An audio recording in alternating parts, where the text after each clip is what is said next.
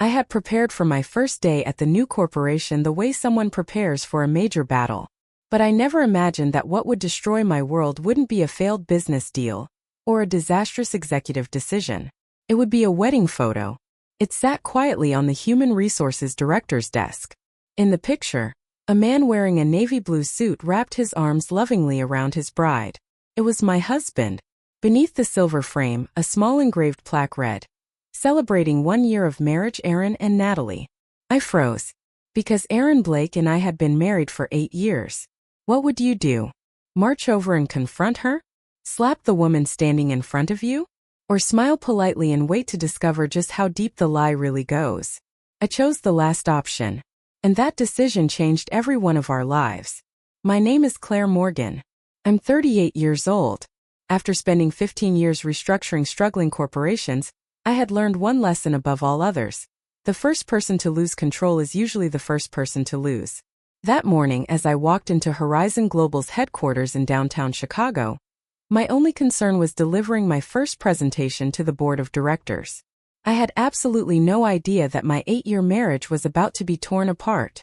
After a brief orientation, the executive assistant guided me through introductions with each department head. Our final stop was the Human Resources office. A young woman stepped away from her desk with a warm, welcoming smile. I'm Natalie Cooper. It's so nice to finally meet you. She looked about 29, elegant, confident, and carried the unmistakable glow of someone genuinely happy with her life. We shook hands. For a split second, my eyes drifted toward the corner of her desk. A silver picture frame caught the light, and suddenly the world stopped moving. Aaron, my husband, the familiar brown hair, the Patek Philippe watch I had bought him for his birthday last year, the dimple on his left cheek whenever he smiled. There was no possibility of mistake. The only difference was the woman standing beside him. It wasn't me. Natalie noticed where I was looking and laughed softly. He's handsome, isn't he? I swallowed hard. Who is he? She lifted the frame carefully, almost like it was something precious. My husband. My heart slammed against my ribs. We celebrated our first wedding anniversary just 2 weeks ago. I somehow managed to keep smiling. Congratulations. Thank you. I'm incredibly lucky. Aaron is the best man I've ever known. Aaron. The same name. The same face. The same watch. The same smile I had woken up beside for the last 8 years. And now he was apparently someone else's husband. The executive assistant continued explaining the company structure. I barely heard a single word. Only one question echoed through my mind. How was this even possible? When the meeting ended, I returned to my new office on the 24th floor. The moment the door closed behind me, I locked it. For the first time in years, my legs no longer had the strength to hold me up. I collapsed into my chair, pulled out my phone. Aaron's profile picture was still the selfie we had taken during our ski trip to Aspen the previous winter. Just last night he had wrapped his arms around me before bed and whispered, "Don't be nervous tomorrow. You're going to do amazing." I pressed the call button. He answered almost immediately. "Hey, sweetheart." The same gentle voice. "How's your first day going?" "So far, so good." I forced myself to sound perfectly calm. "Where are you right now?" "At the office. I've got a meeting with investors this afternoon, so I'll probably be home late." I glanced at the clock. 10 o'clock in the morning. If Natalie was telling the truth, then at this very moment he was legally married to her. So who exactly was talking to me? After a few minutes of casual conversation, we hung up. He sat motionless. Then I opened my laptop. Not to work. To search. Natalie's Facebook profile appeared almost instantly. Her cover photo was from a wedding ceremony. A 5-star hotel ballroom. Hundreds of guests. Aaron wearing a black tuxedo. Natalie in a breathtaking white gown. They exchanged rings while everyone applauded. The comments overflowed with congratulations. I zoomed in on every picture. By the 7th image, my hands had begun to shake. My mother-in-law, sitting proudly in the front row, smiling. The 9th picture showed Aaron's younger brother raising a champagne glass in celebration. The 13th featured the entire Blake family posing with the bride and groom. I wasn't there. Not in a single frame. Slowly I closed the laptop. For the first time in my life, I realized that being erased from your own story hurts even more than being betrayed. At that exact moment, my phone buzzed. A text message from Aaron. "Don't forget to eat lunch, sweetheart." I stared at the words for a long time. Then I smiled. Not because I was happy, but because I had just made a decision. From this moment forward, I would ask no questions. I wouldn't scream. I wouldn't confront anyone. I wouldn't cry. I would let everything continue exactly as it had. And while everyone believed their secrets were safe, I would quietly uncover every lie Aaron Blake had buried over the years. Because when the truth finally came into the light, I intended to be the only one left standing. For the next 3 days, I became the best actress of my life. Every morning, I kissed Aaron goodbye before leaving for work. Every evening, I listened patiently as he invented stories about impossible meetings, delayed flights, and last-minute client dinners. I laughed at his jokes, cooked his favorite meals, sat beside him on the couch while he scrolled through his phone with the screen tilted away from me. If guilt existed inside him, he hid it flawlessly. But every liar eventually makes one mistake. I intended to wait until he did. At Horizon Global, I found myself crossing paths with Natalie more often than I expected. She was efficient, kind, and genuinely respected by everyone in the company. The strange part was that she seemed completely unaware of the deception surrounding her own marriage. One afternoon, she knocked softly on my office door. "I was wondering if you'd like to have lunch together." For half a second, I almost refused. Then I realized something. If I wanted answers, I needed to stay close. We walked to a small Italian restaurant 2 blocks away. Natalie talked almost non-stop. About work. About decorating the new house. About how excited she was to start a family. Every sentence stabbed a little deeper. "You know," she said while stirring her coffee, "Aaron keeps telling me I work too much." I forced a smile. "He sounds caring." "He really is. Sometimes I think I don't deserve him." The irony nearly made me choke. She reached for her phone and showed me pictures of the house they supposedly owned together.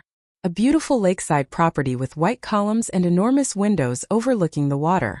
I recognized it instantly. Aaron had told me it belonged to one of his investors. Apparently, he had lied about that too. Then she showed me another picture. My eyes locked onto the living room. The grand piano.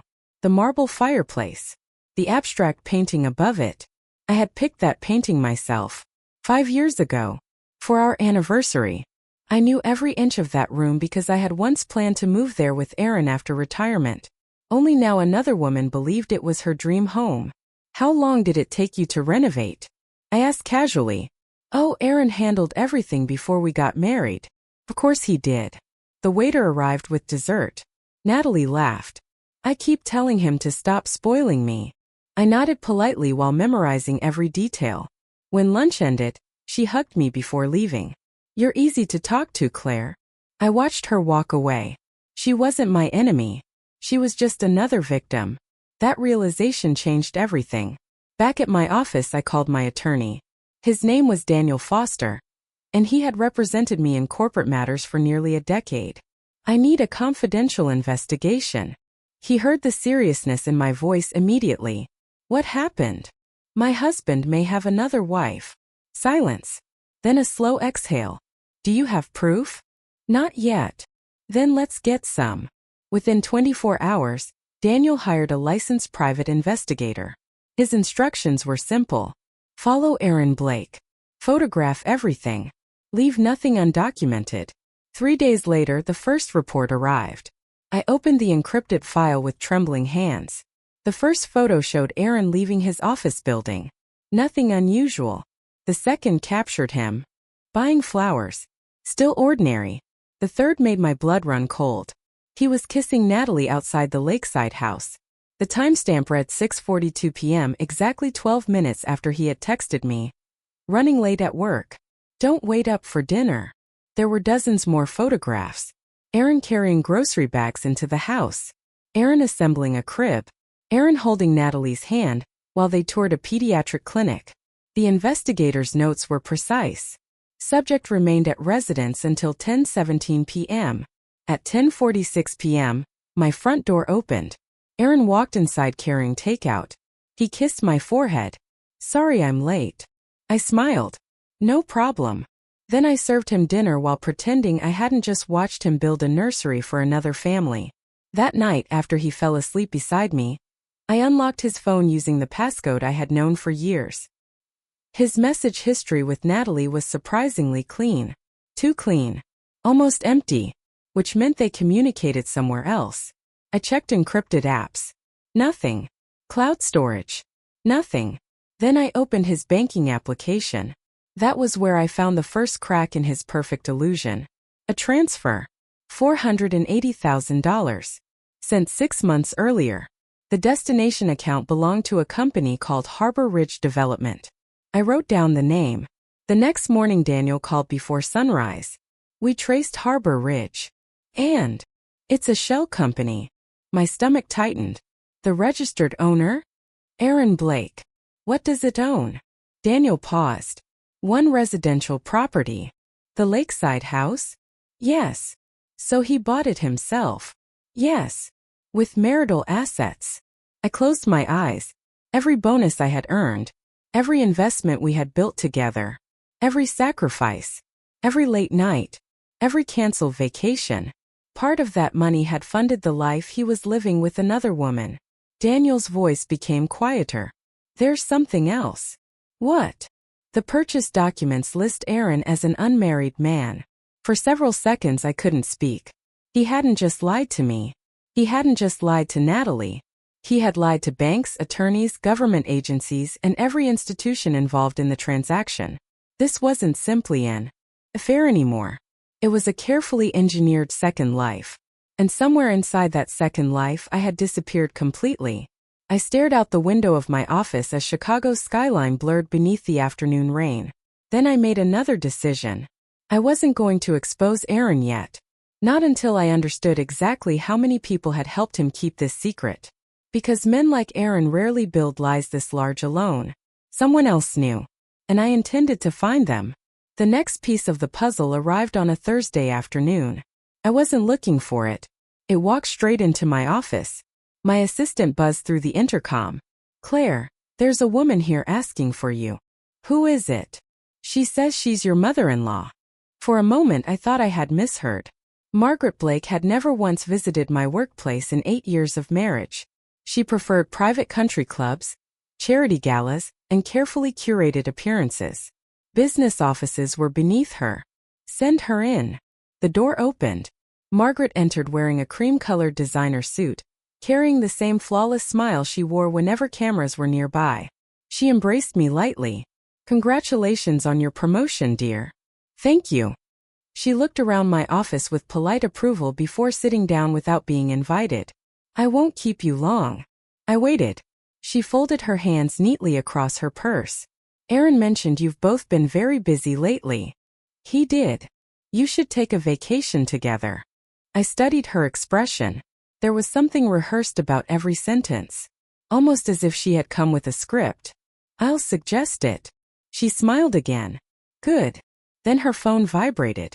She glanced at the screen for less than a second before placing it face down. But that second was enough. The wallpaper froze my heartbeat. Aaron, Natalie, Margaret, standing together in matching sweaters beside a decorated Christmas tree. The picture couldn't have been older than 6 months. I had spent Christmas with Aaron in Aspen. Or at least that's where he claimed he had been. Apparently he had celebrated twice. Margaret noticed my eyes. Without hesitation, she picked up the phone and locked the screen. Too late. I had already seen everything. The visit lasted another 5 minutes. She complimented my office, asked about work, mentioned nothing important. When she finally left, I didn't move for several minutes. Then I called Daniel. She knows. Are you sure? I'm certain. He sighed. That changes things. No. It changes everything. That evening I skipped dinner with Aaron. Instead, I met Daniel and the private investigator in a quiet conference room above his law office. Photographs covered the table. Receipts, bank transfers, vehicle registrations, property records. The investigator pointed to one folder. We expanded surveillance. He slid out a series of pictures. Aaron entering his parents' house. Natalie arriving 30 minutes later. Margaret greeting her with a hug. Aaron's younger brother carrying wrapped presents inside. Family dinner. Birthday cake. Champagne. Christmas decorations. Thanksgiving decorations. Easter decorations. Years of celebrations. Without me. Daniel spoke carefully. This isn't accidental. No. It's coordinated. I nodded. My entire family-in-law has been living a double life. The investigator opened another envelope. This may interest you more. Inside were medical clinic records obtained legally through public appointment logs. Natalie had been visiting an obstetrician regularly. She wasn't simply planning to have children. She was already pregnant. 8 weeks. For a strange moment I felt relieved. Not because of the baby, because the timeline proved something important. Aaron had been maintaining 2 marriages simultaneously for years. This wasn't one mistake. It was a system. Daniel leaned back in his chair. You have enough evidence to file for divorce. I'm not filing. Both men looked surprised. I'm not done. The investigator frowned. What else do you need? The truth. You already know the truth. No, I know Aaron lied. I want to know why everyone else helped him. Daniel stared at me. That answer could be ugly. I expect it will be. The opportunity came sooner than expected. 2 days later, Horizon Global hosted a charity fundraiser. Executives were encouraged to bring family members. Aaron declined immediately. Investor dinner. Of course. Natalie arrived alone. She found me near the ballroom entrance. I'm jealous. Why? You're lucky your husband doesn't have to travel all the time. I nearly laughed. He travels often? Constantly. She rolled her eyes affectionately. I keep telling him to slow down. How often? At least 3 nights every week. 3 nights. Exactly the same excuse he gave me. The same calendar. The same lies. Different audience. As the evening continued, Natalie introduced me to several guests. Then someone approached from behind. Mom! A little girl no older than 6 ran into Natalie's arms. Natalie hugged her instantly. Oh, sweetheart, I missed you. I blinked. You have a daughter? Natalie smiled. My niece. A woman followed behind. Tall. Elegant. Blonde. She extended her hand. I'm Olivia. Natalie's sister. Then she frowned. Have we met before? I don't think so. She tilted her head. You look familiar. Before I could answer, Natalie interrupted. Claire works with me. Olivia smiled politely. But as she walked away, she glanced back twice. Something bothered her. Hours later, after the fundraiser ended, my phone rang. Unknown number. I almost ignored it. Instead, I answered. A woman's voice whispered. This is Olivia. I remained silent. I think my sister is being lied to. My pulse quickened. What makes you think that? I found something in Aaron's study. What? A photograph. She hesitated. It was hidden inside a locked drawer. And there's another woman in it. I closed my eyes. Olivia continued. The strange part is, she's wearing a wedding dress. For the first time since this nightmare began, someone from the other side had started asking questions. And if Olivia had already found one hidden photograph, it was only a matter of time before she found the rest. Olivia asked to meet the very next morning. Not over the phone. Not through text messages. In person. She chose a quiet coffee shop nearly 40 minutes outside downtown Chicago. When I arrived, she was already there, sitting alone in the corner with a sealed envelope resting on the table. The moment I sat down, she pushed it toward me. I haven't shown this to anyone. I opened it carefully. Inside was the photograph she had mentioned. Aaron stood in a black tuxedo. Beside him was a woman in a white wedding dress. Me. It was one of our official wedding portraits from 8 years ago. The frame had been broken, and someone had removed it from the glass before hiding it inside a drawer. Olivia lowered her voice. I asked Aaron about it. What did he say? He claimed you were an ex-fiancé who became obsessed with him. I almost smiled. That sounds like Aaron. He told me you couldn't accept that he had moved on. And you believed him? At first. She stared directly into my eyes. But then I looked at the date on the photograph. It was impossible. My sister married him only 1 year ago. Silence settled between us. Finally, Olivia whispered, "I think my sister isn't the other woman. She's another victim." For the first time since this nightmare began, someone connected to Natalie had reached the same conclusion I had. I took a deep breath. "There's something you deserve to see." I pulled out my tablet. One by one, I showed her copies of my marriage certificate, tax returns filed jointly, vacation photos spanning 8 years, property documents, insurance policies, hospital records listing Aaron as my emergency contact. By the time I finished, Olivia's face had gone completely pale. "Oh my God. He's been living 2 lives." "Yes." She covered her mouth. "My sister has no idea." "I know. She loves him." "I know. She's pregnant."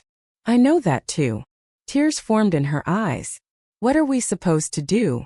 That question echoed inside my own mind. Expose him immediately?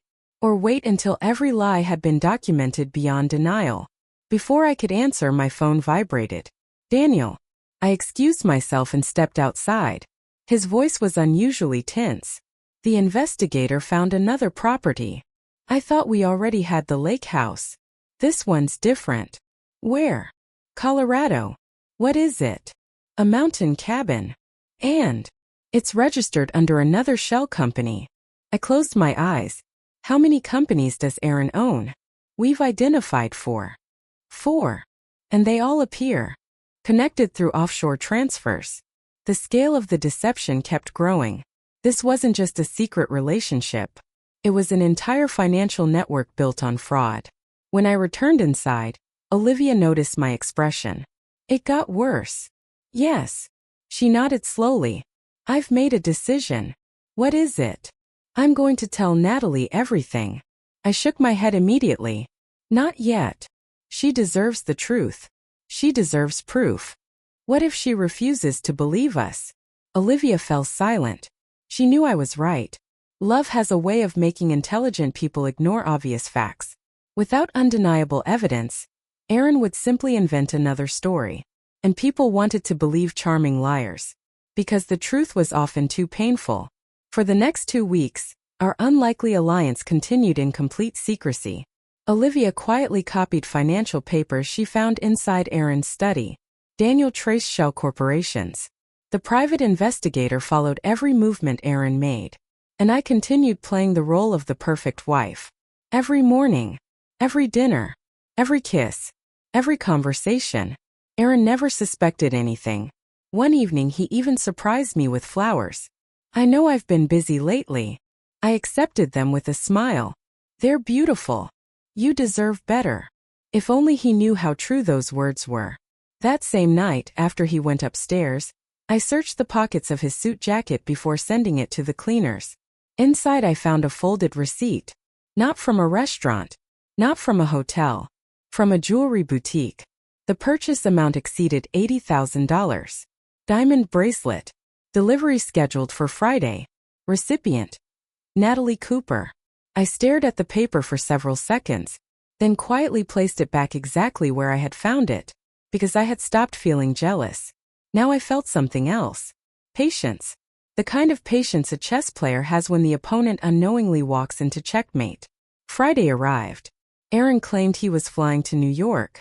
Instead, surveillance photos showed him dining with Natalie before presenting her with the bracelet. She cried. She hugged him. She kissed him. The investigator captured everything. But the final image in the report froze all of us. Aaron had knelt beside her chair. Not to propose. To place his hand gently against her stomach. Then he smiled. The caption beneath the photograph read, "Subject appears to be discussing unborn child." Daniel looked at me across the conference table. "We have enough now." I slowly shook my head. "Not yet." He frowned. What else could possibly be left? I looked at the latest report. Then at the wedding photo lying beside it. Finally I whispered, "I want to know who helped him create this second marriage. Because fake vows don't happen without paperwork. And paperwork always leaves fingerprints. If you've made it this far, tell me honestly in the comments.